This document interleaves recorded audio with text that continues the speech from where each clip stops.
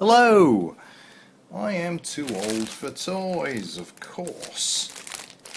This sprue is dated 2010. The other sprues are 2007, which is the original release date of the high-grade Universal Century BearGGuy. Let's tear into this.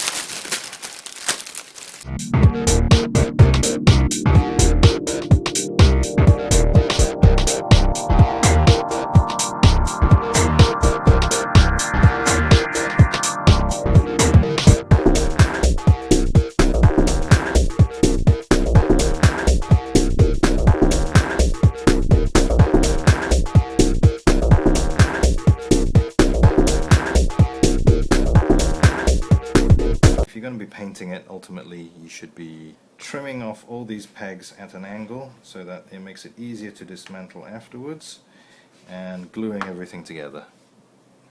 All the bits that aren't supposed to move anyway.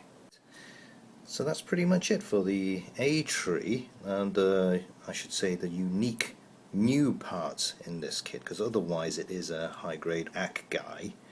It would have been nicer if you had more of these pupils to stick all of these onto and to be able to interchange them as you please, but no joy there. Another strange thing, the pupils, they are done with an undergate.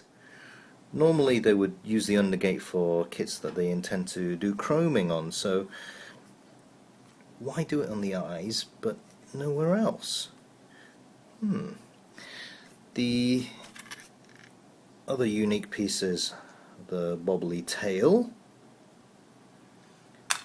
and backpack or satchel, school satchel, and it's done very well because this is just two parts here, but this flap is covering it up completely, so you don't need to do any seam filling, or apart from this part here maybe if you feel like it.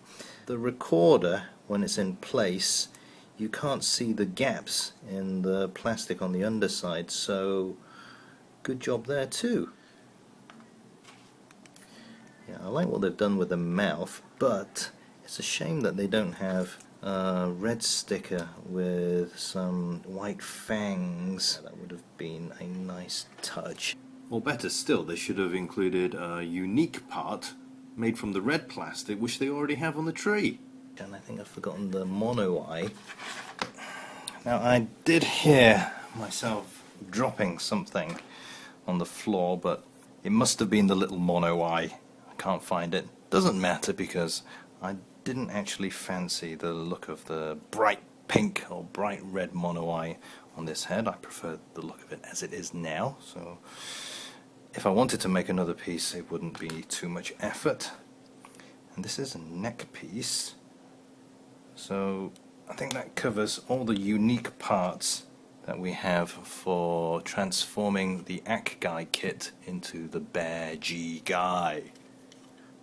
Now I can see that this black piece going into this socket here is going to be a bit of a pain to pop out again after it's been pushed in. I've given it a bit of a fitting, and yeah, it's going to be troublesome.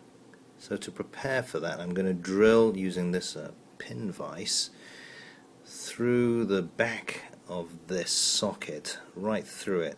And when I want to take it apart, I can just take this again, I suppose, or a pin, and push that component out from behind. Always think ahead.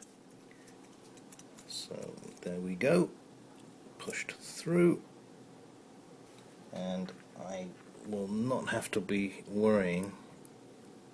I can push that all the way in, and later on when I want to take it out again for painting,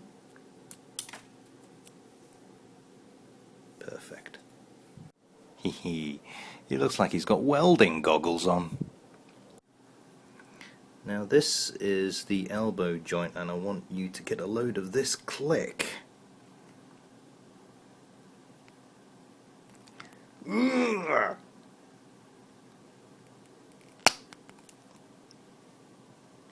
What's impressive to me is that this 2007 kit has pretty much a very nice inner frame for the elbow.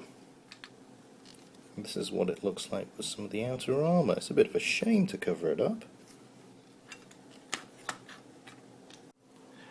Okay, I was wrong earlier to say that the A sprue was the only one that was done in 2010. This F sprue is 2010 as well, and it raises another point about this kit, is that the original BearGGuy had claws that extended from at least one side, I'm sure of it. You can check out a review of that by Versus Z, a link here. So yeah, no claw for the bear. Bit of a shame. And that's him pretty much done.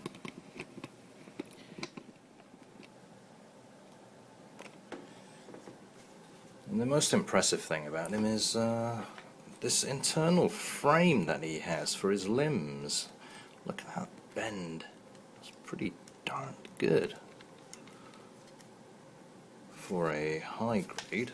And the arm, yeah, no claw, bit of a pity. And even the neck, I quite like that. Very impressive for a high grade, and probably one I would have ignored entirely if they didn't release this BearGGuy head. He's got an opening jaw, swivel ears, the mono eye that moves up and down.